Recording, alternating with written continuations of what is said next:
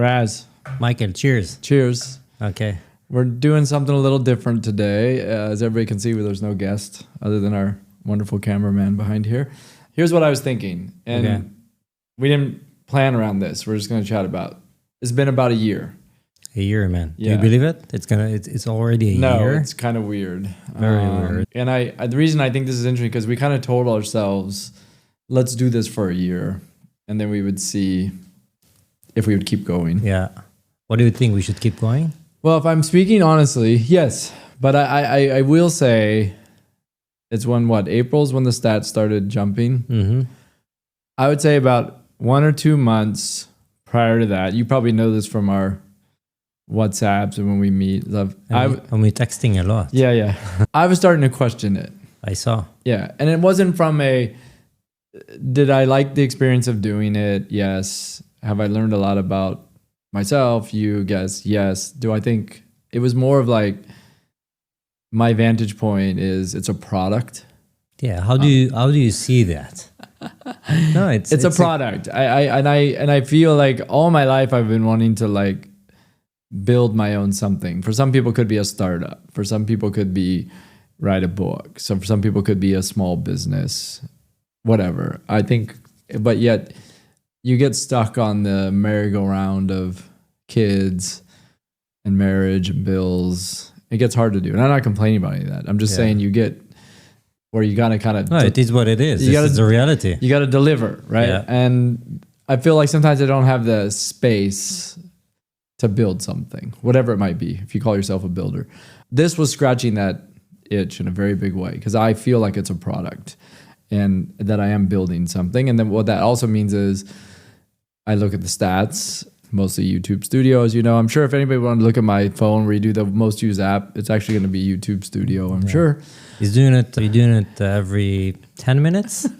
Every 10 minutes, Michael is refreshing. It depends. Okay? It depends if my phone's near me or not. Let give a story if it's fun with you. Yeah, go ahead. Okay. So it's embarrassing for me, I'm sure, though, it's right? okay. All good. So we're very open. So when we started, we start to see traction, like very slow traction of subscribers. Which is starts from zero. Start from zero. Yeah, zero. which to be clear, everybody, I think if you haven't done this, zero. You get like no views. Nothing. No views, no subscribers, no watch time, nothing. Yeah. Okay. So every new subscribers, Michael texting me. Yeah. One more. Yeah.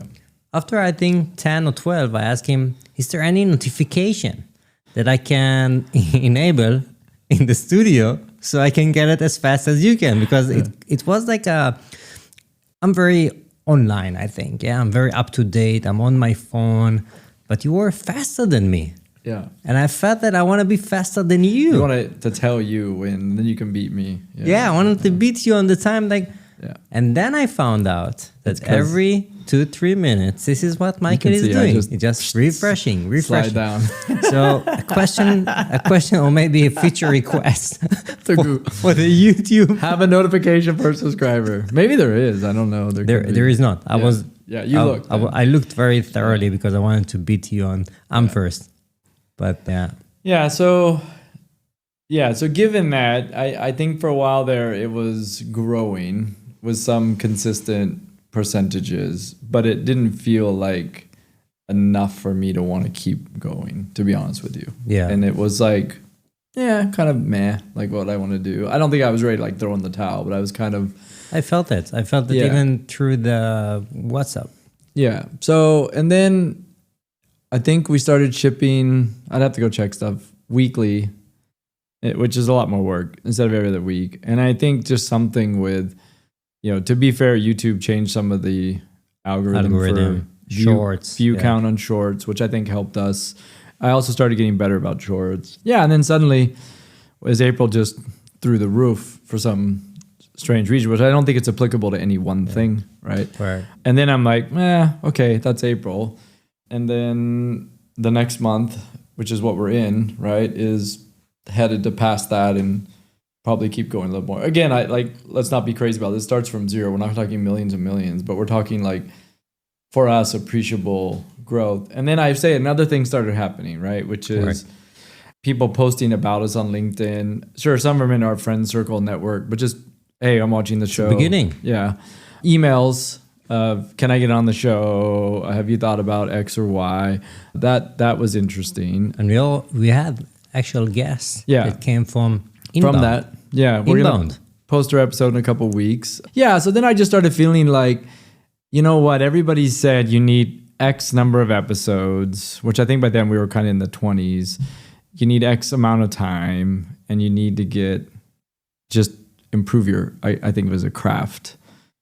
Consistency. Yeah, and I think, knock on wood, if we have wood around here, that like it'll keep going. But I kind of feel like, yeah, suddenly it clicked okay, it gave me enough of a dopamine hit of, hey, like, and now when I scroll, I'm like, that's pretty cool, right? So yeah, that helped, right? One of my takeaways, observing you and observing us is when you ask the questions, what's going wrong? How do I want to look at it better? It's something that I think some of the people do, but they're not completely honest with themselves or maybe with their coworker, their partner. And when you did it, I'm like, this is the bright side of my view of life. I wasn't like, oh no, he's like depressed right now. What I feel like you have rosier colored glasses, maybe because you do wear glasses, than I do generally. You would probably agree, right? Yeah. And then I said, wow, it's a great moment. Yeah. Because now he's thinking, his wheels are moving, and he's thinking how he can improve, what things can go better than what they are right now. And you're questioning, what we are doing. Yeah. For me, it was a moment of, this is a good thing. Yeah. I think I'm always questioning, but I think you're right. It got more applicable to, hey, what about this? What about that? Right. Like, so what about you? What's your, and I think we're very different, like stages of life too, right? Correct. From the perspective of, you're trying to build a startup. I think people know that are hanging around with you. Yeah. Some know. Maybe not all, but now they do. Yeah.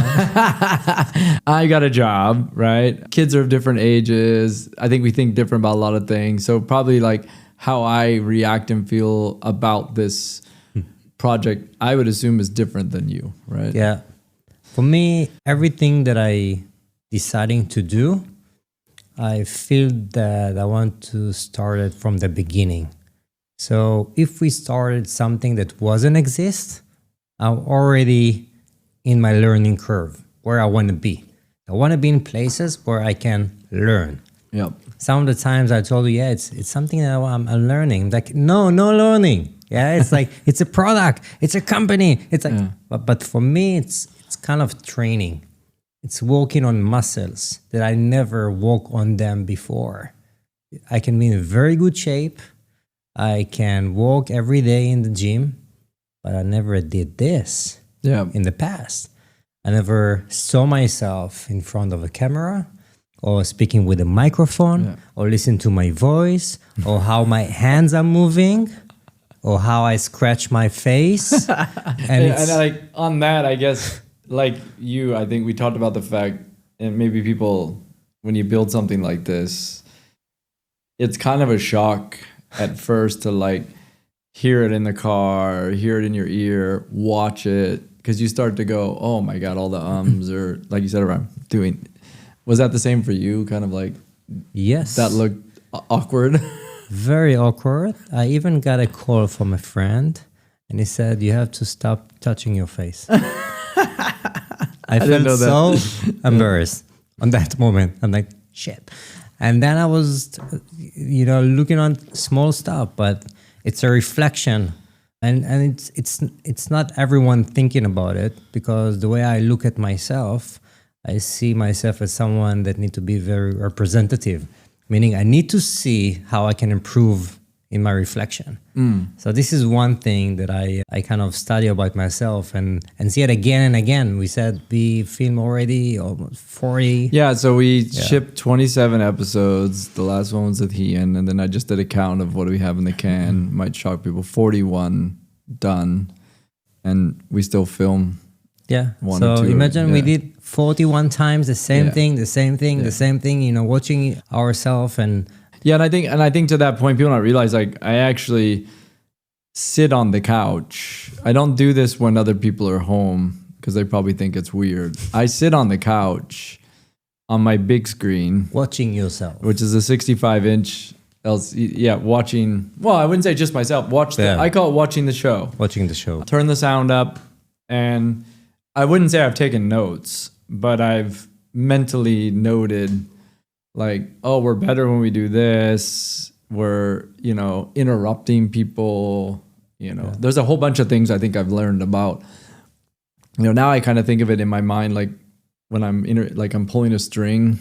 Yeah. And I'm just gonna keep pulling it out, which means I'm busy doing that. I shouldn't talk, and then they'll talk more, right? But yeah, I sit there on the TV, and I pretty much have watched every episode on the TV. Maybe not in one full sitting each time, but almost all of them. Iteration. Yeah. This is one thing. So reflection, study about myself. Second, understanding how media works.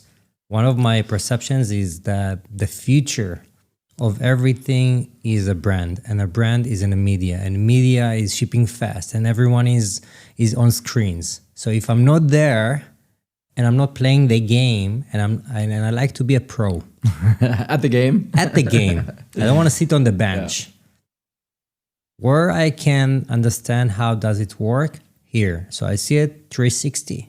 Yeah. I see it when we film. You see how studio look like. I see it with softwares to edit. I see it with SEO, which is a search organic. I forgot the optimization. Yeah. How does it look like when suppliers keep on, knocking our email and like, hey, you look so bad following your post. Everything's like, you do a terrible job. Let me help you. So, trash. Yeah. And the third is how you make growth. And again, I'm not a VIP. I'm not a superstar. People doesn't know me. Yeah. I feel that I'm not like no one, but I'm kind of in the media and I would add industry. To it, a lot of the people we interview, no offense, hopefully not necessarily well known or correct. And how do you play this game to make it from 0 to 1 million? Yeah. It's and do you feel differently about how you look at it now from when you started on that vein of trying to build something?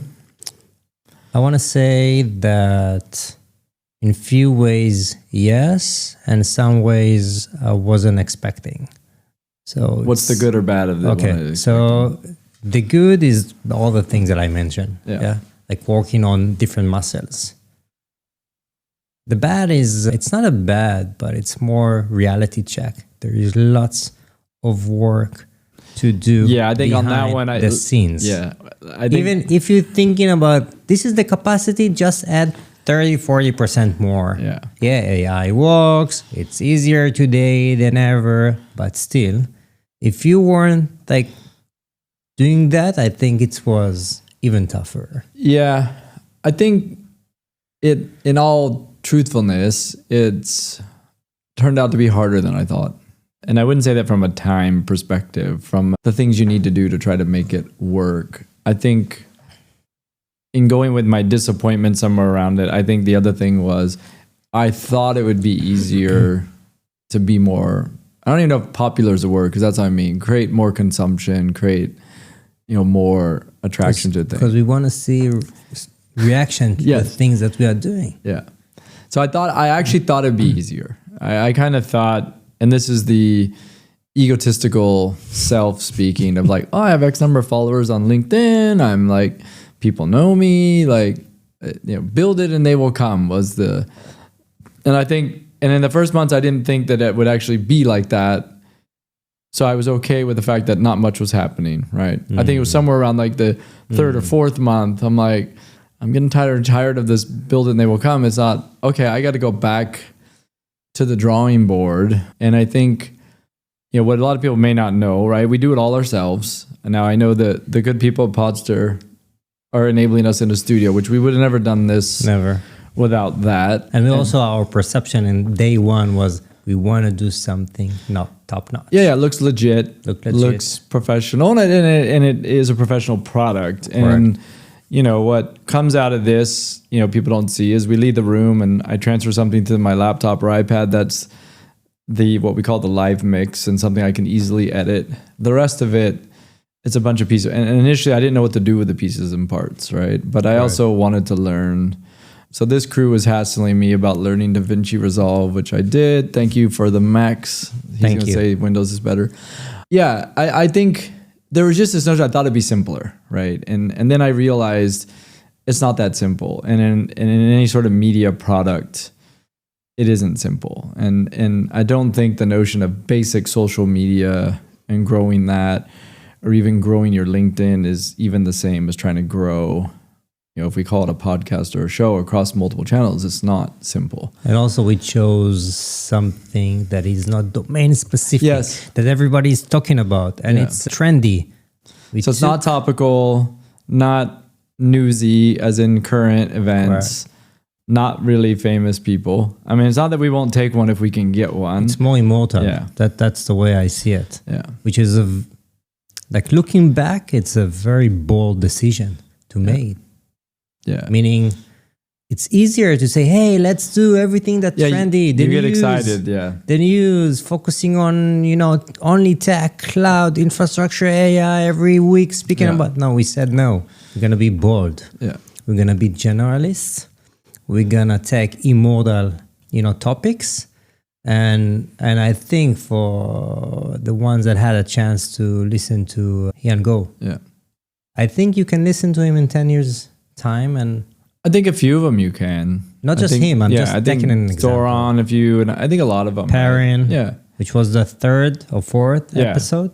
Which keeps growing actually. So and I think one of the things I learned, we had Alex from NAS, Alex from NAS company on. And what an episode, man. Yeah. And one of the things he had in there, and I relate this to the podcast, is he talks about when you're a generalist and thinking of your career, and that it probably doesn't take off like being a superstar or a specialist. And sometimes you have to create your own roles and you might have these ups and downs, but it's generally maybe will end up in a larger place. I that really hit me both from a career standpoint for myself. I feel that way, but it also reminded me of the podcast, which is because it's a generalist bent show. Of course, it's not going to have these topical spikes or charts. And it might have and we have to maybe find our place, but that it creates, much in the same way he said, a longer, more interesting career. And I think feel more like sustainable. Yeah, I feel like it could do that for the podcast. So that one actually was a great analogy for me, because it's tough to not maybe try to figure it. It's just like when I'm even trying to figure out SEO and I'm trying to learn all these things, which I'll be honest with people, I'm trying to do it myself and learning about it. And now I'm using ChatGPT the most to kind of help me. It's you can see the difference of trying to do things that might click a virality button versus no, I just generally want to do this better because we think it's long tail content. Like that's the theory, like library content. And then as over time you get more and more of it, right? So it's tough to be patient to think that's the right thing to work on sometimes, because I would like it to be faster, Also, I think this is one of your unique skills and passions. You want to know what's behind and what's behind the behind and what's behind the behind the behind the behind. How does it work? How does it work? Show me the engine, not just the engine. Show me the wheels. I want to know how it's work, and I think without that, it couldn't. Yeah, and I think that can relate to the motivation, and I think we have a similar motivation. I'm sure there's different pieces and parts of it that are different for you and me, but and because we've had people contact us of would you like to vlog this? I've had some people saying you could do sales, whatever, what I'm saying. We've had people come and I always tell me not answer. Why what are you doing it for? When's the monetization going to kick in? And I'm like, yeah, sure, it'd be nice to make money. I wouldn't argue with that, but it wasn't the motivation, right? The motivation is kind of back to what you said, is I think in a world of AI, in a world of having a generalist career, in a world of still investing in startups, building startups, what we wanted was earned, what I think of as earned and owned media. Correct. Or, It's part of the part of the game. You need to know, in whatever we do. Whatever you do, you need to understand media well. Yeah. And I always feel like you could buy it, which is what I think advertising is, or PR, or you can build it and own it. Or not just even like build and know it, but you can provide a constructive feedback in the future if you can ask someone to do it for you. Because you will have the hands-on experience. You would say, hey, for me, I did that. This didn't work. Well, maybe we should go on that direction. But if you don't have the context, I think... and that's back to like learning how it works and doing it. And then who knows what we actually do with it. Yeah. And I think when I think of someone building a product, doing something, maybe they do these in a different reverse where, oh, I have a product, I should go build media to promote it. Might be one theory, or I have something or something. And maybe I've turned it around where we're trying to build the platform ahead of... It's a vehicle. I think it's a vehicle, and if you build this vehicle in a good way, then you can pivot it to the places that you want it to do. Hopefully. Yeah. But it have to be sustainable. This vehicle have to... So what the other thing it'd be interesting to talk about is, and I think some people have noticed this. I think Perrin messaged you, somebody else messaged me about, hey, that episode just kind of flowed. And I'm like, and we probably feel it too, right? Because I think we initially started quite robotic because you're trying to be, you're trying to be careful. Give me the question, yeah, exactly. Because I didn't know what else to do, right? Like, and I think this is the only way to start. You cannot be natural. If you're not natural, it's against nature. Yeah. But I think if we said like we've done 40 of these, somewhere around 20, I started to feel like when I walked in and I had my, like, I'm on. This is, and you're on, even if we haven't synced up. And like, for some reason, but I think that could only happen because we did 20 of them. And I can imagine do 100 of them, how much different you'll be, right? Or is that for you kind of how it's working? And what was your reaction to feeling like it was starting to feel better from the dynamic? Yeah. First, start to feel more natural sitting here. Okay. Or do I look at very simple things. How do I sit? What's your posture? What's your posture? What do I think about? Even like the banter conversations. Yeah. So now we go a bit left, a bit right. We not follow the script. And this is for me indicators. So I'm like more, because now I can think and listen. It's a practice. Yeah. Because you have your question, you want to be ready, you have your whatever you did before in getting ready, and in the beginning you want to stick to the script. Yeah. Why? Because this is the question, maybe it's interesting or not, but when you feel more comfortable, this is where it clicks to me, is that I said, okay, now I can ask more questions or different questions based on the response. It's not like answer questions, it's more conversation. The moment I felt it's more conversational, this where it's, I think, hit me. Yeah. And it just... Agree? Or? Yeah. And do you think it was just a moment that it kind of hit? Was it an episode or... I think it's kind of a moment during filming. Yeah. It wasn't like post-watching or... Yeah. I felt that I look at you and I'm like, okay, it's a conversation. Okay, I will ask something else. I think like we were uncomfortable to let it happen because you feel like you're on and you're under the lights and you're paying for the time. You know what I'm saying? Like you kind of like, oh, I'm taking this very seriously, which is okay, but it creates a non-natural body language posture effect because you're thinking, where now I'm just kind of, the camera's on, I don't really care. Right? And for me, English is not my first language. Sure. And but I would say it's improved. It's improved as you've been doing because I feel more comfortable saying whatever I want. Yeah. So I don't need to think about the verbs that sometimes I cannot pronounce them well. Yeah. Or I don't need to be robotic. Sure. So it's easier for me. But it's also a lot of hours of talking, right? But it's not improving because of the podcast. It's in the mind. I'm speaking English for more than 20 years. Yeah. But not in front of a camera. Not in front of a camera. Yeah. Funny insight. Now when I'm taking the video and I'm speaking in Hebrew, my voice sounds different for me. Because you've been hearing this more. I think so. You listen to the stuff, so that's I listen, and now I say my voice in English and my voice in Hebrew, different tone, different way of pronouncing things or even saying things. Because I don't know if maybe it's because of the podcast. I have no clue. Yeah, I think it's also the practice thing, but Practice. not that you haven't been speaking English, but you're doing it in front of a audience, so to speak. You're trying to get it right. Right. I imagine if you did podcasts in Hebrew, it would start to be different. It would be different, too, right? I'm using different words. I'm using different expressions. Yeah. It's funny. I'm always listening to this because usually when I plug in my phone, you know how it is. You plug in your phone in the car, it plays the last thing. A lot of times I've had my earphones on podcasts. Yeah. Invariably, sometimes it's our own because sometimes I'll listen to it in Spotify. I'll listen to it Apple Podcasts.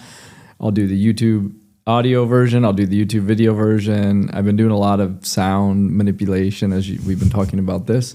And my daughter's always in the back going, oh, come on, not again. And my little one knows it's our voices. And she'll go, oh, it's Razzmatazz and Papa, you know. And then they'll both go, can you put some music on, please? And it's like, yes, sorry.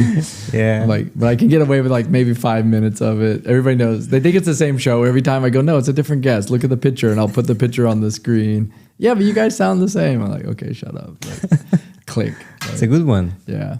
You know what I was thinking? We're asking every guest in the wrap-up. We're asking, what would you tell your 20 years old if what you know right now? Yeah. Do you remember what you said when we did our... No. Do you? No. I don't. Do you want me to ask you again? And then we can recheck it. Yeah. I don't remember what I said.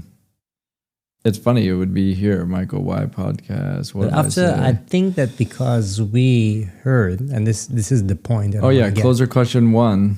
Yeah, it's here, but it's like 4 minutes. I don't remember. Yeah.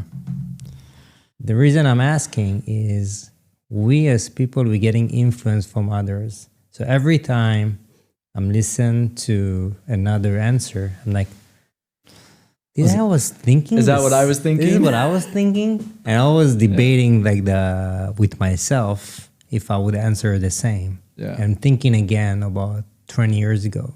Yeah. My answer right now would be, and then you can match it with my original one. I would not change anything. Yeah. Because I took lots of risks. By the way, if you're talking about risks. Yeah.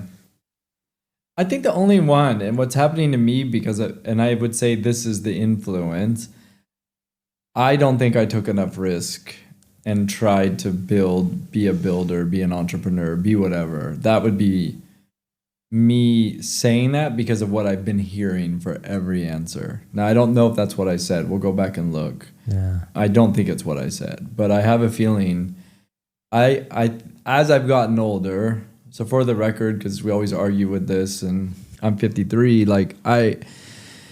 it weighs on me more and more. There's an intern at AWS. He's actually someone I'd like to have on the show because he has an interesting journey about navigating the Singapore education system, the job thing versus what they tell you to do versus what you end up doing, what school teaches you versus what you end up doing. And he said something about he said, even now, because I think he's 26 or 27, he says, I wish I had listened to everybody. He said, don't you wish that when you were 18, 19, 20, you did more? Because you didn't need as much sleep. You had lots of mental capacity. He said, right. And he's right, but none of us think that way. I mean, there's a few outliers. I don't know, maybe you were, but... Yeah, I was I don't think I exposed it, but I was debating everything that my parents or other adults told me, and I did the opposite. Yeah. They told me, be in the intelligence units in the army. I said, no, I want to be a combat fighter. But you're learning, computers and electronics in high school. You have a very good grades. You should go to, intelligence units in the army, service. I said, no, I'm going to be a combat fighter. Even in high school, my parents said, no, you need to go to that city. I said, no, I'm going to apply to another. And I always have my reasons. Not sure it was the right well, there's the right no right way or wrong. to do. Yeah. finished the army, I said, I don't want to live in Israel. I moved to Canada. Like, what are you doing, man? You need to go to university. I'm like, university can wait. Yeah. So it's... yeah, I think it's that, but I would add a little bit further. I wished I tried to be entrepreneurial earlier in my life. Earlier. Right. And I think it would have been less risky then than now, and maybe had earlier payoffs in my life, whether financial or not, but just like success, right? And it's turning doors. I took the risk when I was 23. Yeah. 3 years. It was so tough. And some friends said that I have scars, that since then I said I would not do it again soon. Yeah. Because it was so tough. So you never know. But it is always tough, I think, at whatever age maybe. But yeah, that's fair. You never I know. I don't know what the answer is. Yeah. There's no right answer, right? There's no right. What's your favorite episode? I have few. Shipped or unshipped? Let's only talk about shipped ones so people can... Alex, one of my favorite ones. That's a great one. Perrin. Last one, Ian. I think we both would say one, he was fun and open and he's good at doing that. And we probably hit our stride almost in the middle of that thing, I would say. Mm-hmm. Yeah, I would agree. Agree on all of those. I really enjoyed Rob Beer. Probably because I read the book. Craig. Had affinity for it and thought, yeah, Craig's great too. It's yeah. Wow, this was a great choice. I remember the day, it was Friday afternoon. He had so many nuggets on that day. Yeah. Like, this guy is brilliant. Yeah. That's what I felt on that moment.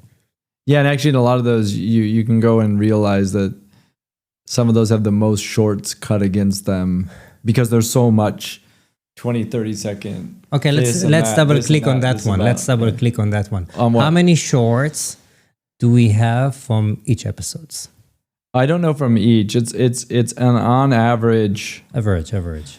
20 to 30. 20 to 30. Yeah. And then I think in total, I don't know how you can get a total from this.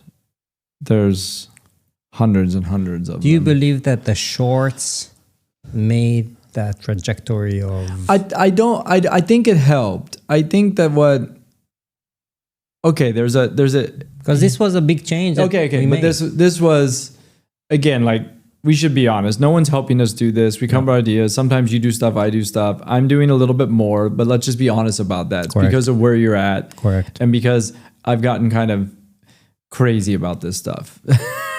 But it's okay, I don't want you to take it from you. We're fine. We're fine with it, right? We'll figure it out. So what I realized was the ego was getting in the way of being more experimental. And what it was is like, oh, we built this beautiful long form episode. It's amazing. Won't everybody want to watch it the way I do or listen to the whole thing? And then I'm thinking, well, wait a sec, Michael, like there's only like 4 or 5 podcasts that you listen to the whole episode of. Many of them you jump around. I'm not a big shorts watcher myself, to be honest. I'm not sitting there scrolling video. I'm not a TikToker. I don't use Reels. So I'm a little bit different.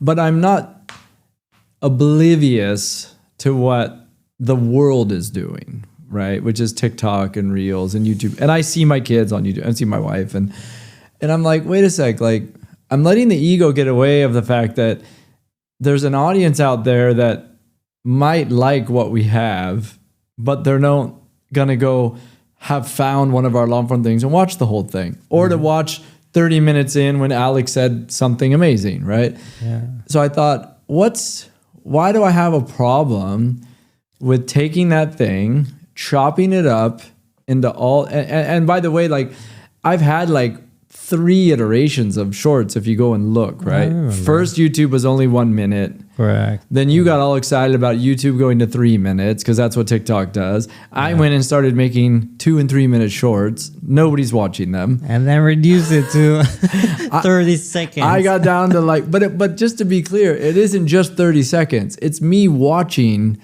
in the script and literally like, oh, I'm down to 39 seconds. If I do this and I'm at 31. Ship that one, right? Like, because the tool allows you to kind of get that. And not all of them are flying. No, but then I've also started to get hard on, I cut something at 30 seconds. It's not that great. I'm ditching them now, right? Or Yes. I've made them, because what I do is chronologically go through the whole episode and make them.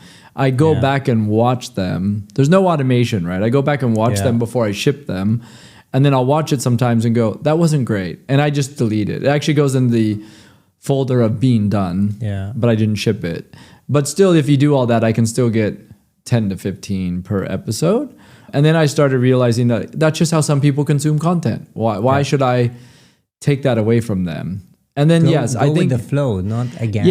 You're it'd be like building a product where you go, nobody wants that thing, but I like it. It's dumb. I'll admit it. Which is okay if you build it for yourself. I mean, you're the only one that's watching that. But I don't think this was. It's no one's getting. That's not the purpose. It's not the purpose. So I think it was ego getting in the way, and then it was just learning how to do things. Then it was realizing that to do these right, I needed, because what I first did, remember, was I take the normal video that we have and I zoom it up and cut it. But then I realized, you're talking, and I'm like, and I remember talking to the Potser crew, like, I got to go build my own shorts. Give me the files. And then I'm trying to like sync them with iMovie. I'm sure our camera guy's going to laugh. Terrible iMovie. Yeah. And then someone said, use DaVinci. You don't DaVinci. have to show that you are from the past. Well, to be clear, it's free. It's in the Mac. Yeah. So I'm just like, what can I use? Then someone said DaVinci Resolve is also free. But the first time I opened that thing, I went, holy crap, I don't know where to start. But then I found this amazing little auto sync files, added another, and I'm like, I get this. And now I can do it very quickly, right? And then that goes back in, and I have a whole new format for cutting. I don't actually know if it's the way.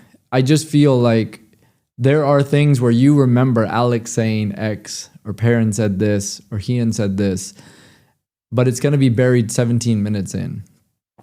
How do you get you could do a link that takes you to that point, but it's still long form. It's not probably made for the mobile phone. People are holding the phone like this.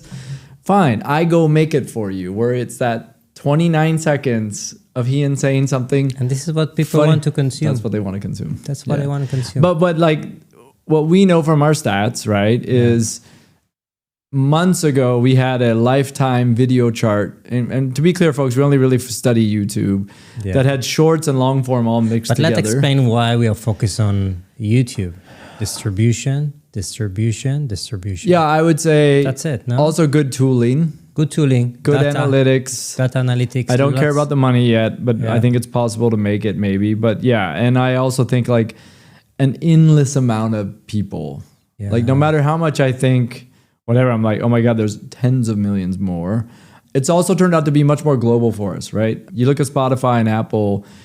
I think in Apple, we don't even have enough stuff to give us a geographical chart. It's just that bad. Apple sucks, folks. There's no video and the tool sucks. I'm using Apple Podcast because it's easy to commute. It's easy for the iOS, right? But iOS and commute, by the way, when I'm listening in my ears. Spotify's better, but I think even the tooling's so-so. YouTube is like, I mean, come on. It's now the number one global watching thing in the world, right? It's passed up everybody. Yeah, and the biggest competitor is TikTok and Netflix. Yeah. So I think, but what I'm saying is from the analytics, we saw a whole mix of long form and short from like charting on a lifetime basis. As we kept getting better at, I think, guess, how we edit, how we're getting better at each other, and also getting better at cutting the right shorts, the long form is back to the only thing charting. Correct. And it keeps kind of slowly growing like library. So I think once you said it very, very precise and sharp, the shorts create the funnel for the long. Yeah. That's why I go back to a product thing. The shorts are funnel, much in the same way you'd run an advertising campaign, a PR campaign. Shorts are your PR campaign. And a few people will turn into a subscriber. A few people will click on the next one. A few people will like it or comment, or they'll go to the long form. And then I think that funnel is endless. And this is the product strategy. It's the way you look at it as a product. Yeah. It's a product strategy. It's just endless. And so that's where I'm like, it's so tiny. All it can do is get bigger. So So I think I agree with you on this favorite episodes. I want to make sure we cover... Yeah. One last question go ahead. Before. Okay. Yep. When people ask you, hey, Michael, are you doing money from this one? What's your am I making money? Or are you making money from from your podcast? No. What's your answer? Have not. Okay. Do you plan to make money from your? So from the actual product itself, if the product is the video, I don't think so, but we'll see how it goes, right? I'm just making sure I get the LinkedIn post. I think that there's a guy I want to have on the show, Mish, which is a good buddy of mine. We go back many, many years. Just text me. Yeah. All right. There you go. And he has a business around media and sports and all this. And he, maybe we can get him to share his slide with you and where he kind of had his, I won't say what are. He had like 4 pillars of what he thinks of his business. I don't want to say what it is, right? Mm-hmm. And in those 4 pillars, podcast is one of the pillars. So I would say right now we have one pillar or one leg of a chair, right? Mm-hmm. I want to get to other legs of the chair, right? Those could be a fund. It could be an event. It could be other things we could do with this channel, brand or whatever. So, and I think that's where the money is. And I do think someday, I don't know if it's 1 year, 2 years, I was just reading, I sent the link to you for the guy that does hot wings. Have you seen that on YouTube? Mm-hmm. And it was 2 years before anything took off for him. They did the same show week after week for 2 years. And they still arguably do the same show today. And he just raised like $80 million or something for hot wings. So I'm not saying we're on that trajectory, but I feel like there's something out there by doing this. And I just think in the future, with what's happening with media dissemination, what's happening with AI, what's happening with authenticity and all that, I want to have something like this as a tool or one leg of a stool that we're still building. I agree. And I think if this is like, I think we should have Borko back on someday, right? Because if you look at when we talked to Borko, episode 1, just getting these rooms up and running to the stuff they have in Serbia, to PodX, which is shipping a SaaS platform to run studios, Pod Heroes, which is the community thing. Plus there's other things I know from, we talked to him. Yeah, it's this conglomerate kind of the podcasting thing, right? So I think in those kind of terms. So I'm not really worried about monetization right now. I'm worried as a product. And I think in any product, there's a time you monetize it. Yeah. Doesn't mean it's when you first ship it. Now, maybe some products you do need to do it, but I kind of think it's something that can come, right? Also, depending which product and what's the runway and investment and stuff. But here there is flexibility. Yeah. So and there's investment, blood, sweat, and tears, but it's enjoyable. Like one thing I'll say is like, I like doing it. I like that we're getting in the You're room. hating when I'm saying it's like one of my favorite hobbies. You don't like it because I think of it as a hobby. Yeah, but I've come. It's different for you than me. Yeah. Right. And also our terminology is different. Right. I mean, I suspect if you had like a normal day job, this would be different. I suspect if you weren't trying to build your startup, you know what I'm saying? So I shouldn't take from you whatever it means to you. It doesn't mean it's less important. Just like. And I appreciate that. Yeah. And I don't think you know what it does to me, which is when like, a lot of people don't, I'm generally up at 5 a.m. doing stuff prior to like kids getting up and getting ready for work and going off to the office. And that time is when I'm doing this stuff, right? Yeah, and this is show how it's like... Yeah, but that's no different than you having a late night call to like work on the things you're working on. It's just... I cannot go to sleep because I'm still thinking and, it's like a waste of problem. time. My problem is I can't stay asleep. If I go to sleep, I'm sleeping deep. My deep sleep is good. Yeah. But till the time I'm getting there... It's not shutting down. Unless I'm doing a decision, I'm going. No. Yeah. Yeah, so my problem is it's 4:30. I shouldn't necessarily be up. I end up getting woken up. Maybe as an old dude, it's to go to the bathroom. But it's like, I'm up now. And as soon as I'm up, I go, oh. And then I just go downstairs and start working. And it'll be 4:35, like whatever. But I'm okay with it. There's no...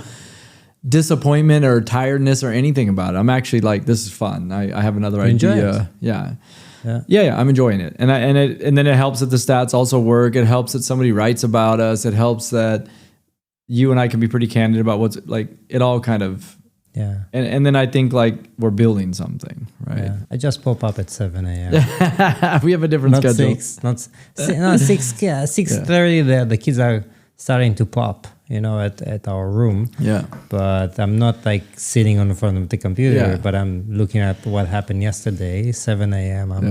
I'm already on, getting ready to school. Today was like 4:45, I think, for me. So one of the things we didn't get a lot of things, but we got a couple of interesting questions, and given how much time we have, I think it's perfect. So I posted on LinkedIn, hey, if anybody has a question for us, we'll take it on the show and we'll say who these are. So the first one came from Mustafa. Mustafa was one of our episodes. Also a great episode. Great episode. What was the most memorable? So we'll each answer this, and we haven't prepped or anything. No. What was the most memorable or shocking thing you learned from a guest during any one of the podcasts? You first. Okay, this one's easy for me because it really did blow me away. When Dershing, so we had the Shouting and Dershing episode, which I think is a bunch of firsts. First husband and wife we did. I don't think he's ever done that with them. A lot of people don't know everything about them. I was shocked because we are friends and I know them like okay well. Like I don't know everything about them. So when they brought up we asked Dershing, what does he do this downtime? He goes, I watch cheap horror. Just blew my mind because this is a guy who's like militant about everything. I know the guy. He's just militant about studying because you talk about what schools he went to, about building his business, how militant he was because he spent all that time explaining it. His exercise schedule, his supplements. And then he goes, I watch cheap horror. Just floored me. And then on top of it, Xiaoning says he wanted to invest in zombie movies. Which, given how careful he's been, that also, so this to me just was, I almost fell out of my chair when he went there. And I think for other people that may not have caught that, but it hit me really hard because of what I know. That one's just so funny for me. So to me, that was the most shocking one. There are others actually. Like the one we filmed with Veli had a couple shocks in it, but that one's not out yet. So yeah, I think it's shocked you because you have that. I think the person like more personal view. Yeah. And I see him as a very kind of conservative person, right? Which he may or may not actually be. It's just how I always dealt with him because we worked together in the fund, right? But yeah, just the fact that he goes cheap horror and then Chaning's going, he wanted to invest in zombie movies is not what I would have thought about him, right? And I think it's great. It's funny. Yeah. So I can't think about something that shocked me the way that you saying that, but maybe it's in a different, I would say, temperature. And I want to speak about Alex because I met Alex in few different occasions. I knew that he's working in a media company, but he's the COO of that media company. Yeah. I never saw him in a room, in a studio, in front of a camera, speaking, and he was so good. So good, man. After that episode, and he went on some other shows, and I watched those. Right? Yeah. He's so good. Then it didn't shock me, but it's like gave me the sense is if you have the right muscle and you're doing it again and again you and can again, get good at it. You can be good and you look more professional, very naturally. Yeah, it was very authentic. But I'm guessing he's done it a lot, practiced, or thinks deeply about it. Because I'm sure he's naturally good in the camera. Don't get me wrong, but I feel like he's trained. Maybe you can ask him. I will ask you, Alex. Yeah, Alex, have you? Because he they were like perfect sound bites, but not in a robotic way. And just like, I know exactly how to answer what you're saying. And you should think about, and the way he's looking at people. Yeah, he was great. He was like the structure. He answered the question is like the why, the what, the how, the why, the what, the how. Yeah. It was like so. Let me explain you how you're going to do that, when. I'm pretty sure, because I should go do some fun stats with this, the most shorts I've ever cut are Alex's video. Wow. And I think it's some 20, 30 more than... Because he has these things that are like 25 seconds. Like almost like he knows they should be 25 seconds. And you just cut and it's perfect. And they get quite good views, actually. So it kind of correlates to that, I believe. That's Craig was the other one. When you meet someone, I met him in the preschool of my daughter. We had coffees, but it looks so different. Because you hadn't seen him that way, right? I didn't see him that way. Yeah. And respect, man. Yeah. Love you. And it was a did good on the stats too. All right. So the other one's from Perrin. Perrin's obviously one of our buddies. I think episode 2 or 3, he took a chance on us early and was willing to do this. And he was really good as well, right? What have you both learned from the first to the last episode about yourselves, and how have you applied that? I know mine. Okay. Because I've read these, but... Yeah. I don't have mine, but let me put it on, out. All right. So I learned that I can adjust to new environments that I'm not used to be in that places, or be more natural in a place that I wasn't sure how it's going to look like. So for sure, I learned that about myself. Sure. If I think it's perfect, it's far, far away from that. Can I get better? I can get much, much better. Do I want to be a pro? Yes, I want to be a pro. At this? At this. Yeah. That's what just gave me more motivation from beginning to present. Yeah. I see it. Yeah. Makes sense? Yeah, no, it totally does. And I think from my lull of kind of getting disenamored with all this coming back, I realized that it is a long journey, and there will be these bumps and scrapes, but as long as it keeps kind of going that way.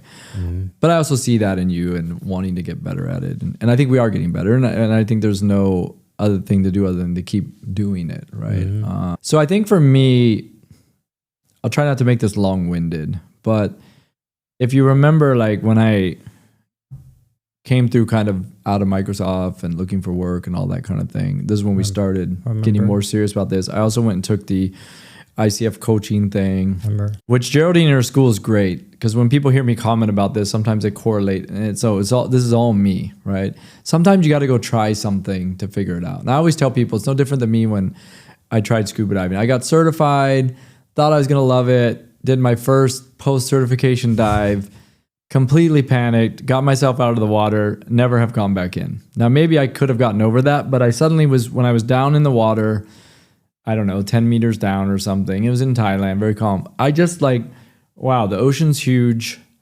I'm not comfortable. This is not enjoyable. I don't know why I'm doing this. I've tried it. Get me out. Took off my gear. And the guy's like, hey, we got another day of this. It was not me. I'll just hang on the boat. I'm happy. Where's the beer? It's okay though, right? And I think it was the same for me in coaching. I thought I would want to do it. I thought it could be a business. I thought it could correlate to kind of the way you hear Rob Beer talks to people, like being a coach and getting involved in startups. Like I saw all that for myself. And when I started doing the practice hours, it was almost the same reaction I had to the diving. I was just sitting there going, I am not enjoying this. And I don't want this person across from the coffee to know that, because that's terrible for them. They're like buying my coffee, right? I wasn't charging for it. That I suddenly was just like, I don't want to do this. But what I have learned, and I would say to Perrin's question, apply to myself and even life at this point is, and I know I can improve on this, so this is just a thing, is getting better about questions and listening, and I think connecting on the question, whether it be you and I, but it's also... I like the last point. It's also at work. It's also with my kids. It's also with my wife, right? That where I've realized probably all my life, this is where you get those regret frameworks where I could have been so much better. And the podcast has forced me to remind myself, because I have to go watch it again on camera, that man, I interrupted the person. And it wasn't from it was because it's a friendly banter. I'm not trying to interrupt you. It's just more of take a pause. They're on a roll. And that's what I meant about the string. Let the string keep coming out until you get to the end of a thing and it falls. I'm like, okay, now talk. And even right before you do that, take one more breath. The coaching thing started that looking in the mirror and going, I suck at this. And then I've just realized for decades, and I'm sure my wife would agree and some other people, and I'm sure work people even say this today, that I'm quick to talk, I'm quick to give an answer, I'm excited to have the conversation. It's coming from a good place normally, Maybe not every time. But there's so much more power, I would say, in pulling back, listening more, connecting, having a pause. And this thing has taught me that. I think the coaching thing kicked it off, but there was no practice. This thing has taught me that. And then it's what I've learned that like, as I get better at that, my suspicion is the show will get better and we'll get better. And I think we saw that with Hien, where I felt like we did connect. We asked him hard things and we let him go. And if you remember the one where we asked him about his 20-year self, he was kind of uncomfortable. He knew we were going to ask that, but you know how he kind of like, well, let me say that. Okay, we're done with that and move on. Like it pressured him a little bit, but in a good way, right? Now he might say it what, but I felt that. And I felt like, hey, we pulled that moment together and we just sit back and let it. And I'm like, that's the thing I mean to like see what happens when you can do that. But I think there's other places to apply that. It's not. And so I've learned that through this show. And it's not been easy to learn that, or let's say easy to change my behavior. I think I know it, but I have to learn to. It's like if you say, you have to remind yourself, don't say or touch your face. You know what I'm saying? It's easy to know you should change. Doesn't awareness. Awareness is easy. Actually, the action, as you would say, executing it is not easy, right? But that's what I've learned through this stuff, right? Yeah. So thanks, Perrin. Thanks, Mustafa, thank you for playing the game with us. It's a good game. We should wrap up. What would you say to the last thing is like, is there another milestone for you in this journey, or is it just keep going? Is it let's get to 100 episodes? For now, I look at it again as a muscle. So, and I always correlate it to my other love, which is running. It's not about making the next milestone. It's the long run play. So you need milestones, but in order to get to where I want to be, I know I need to run for a long distance. How can I do that? By practicing again. Each time I'm touching a point, I want to stretch it a bit to get to the next one. Yeah. So I feel that, I didn't feel it yet, but it might be a point that I want to stretch it a bit. Maybe, in a different version, or maybe a different guest, or maybe the way we do it, maybe in a different atmosphere. I don't know.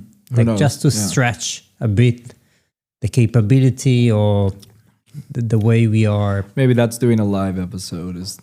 For example, this is like we talked about that. Stretching, you feel shape, you feel fit. Okay, but now let's take it a bit more. Not killing ourselves, but this is where the muscle is getting stronger. Yeah, I think I'm in the what more can we do with the platform is what I think about. And then I think second, it's just when I see that X number of time doing it plus is actually creating something better, then I can only imagine more of that will make it even better. And that's kind of keeping me motivated, right? So I think in short, we're going to keep going. We got a lot of episodes yet to ship anyway. We still got more to film. We'll get this one online quick because we don't do any show notes. What we going to do in the 100 episode? Yeah, that's a good question. I don't know. That sounds like a live thing to me, where you kind of say celebrate the 100th. Yeah, I don't know. That's a good question. It'll be a big deal though. So we'll have the reason I'm asking is when I do a perception for the future, I'm creating a reality. Yeah, I think maybe that's the one where we bring back some people that were first on. We have to find the ones that drink, because we interviewed a lot of people that don't drink. And then I think it's have beers. Who want to do a beer on the show? Yeah. Jeremy Tan. Yeah, he still reminds me of that. Wow, this was another. That's another good episode. Wow, so I think we got to do bring back people who said they want to come back to celebrate with us one. Have some, I think Unish calls it captain's table type of conversation, but there needs to be beer or wine on the table. That's what I think we should do for the 100. Okay. And I don't think Borko will prevent us from doing that. So we are above 18. Yeah. Thank you. Thank you. Yeah. We'll cut it at that. We'll get this online. Yeah. See ya. Cut.